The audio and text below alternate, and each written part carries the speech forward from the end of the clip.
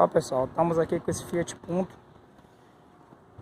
O cliente veio aqui até a nós e falando que a frente do carro está com uma grande batedeira. A gente verificou bieleta, a gente verificou também o pivô, não era o pivô, bucha de bandeja não era, amortecedor também não era.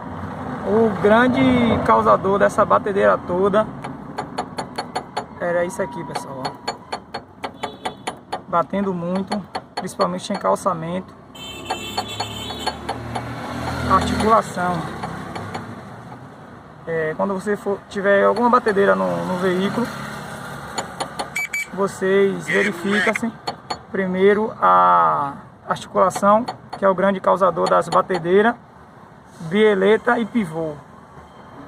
Se bieleta e pivô não for, vai para articulação, como ela fica. Isso aqui é uma zoada chata terrível.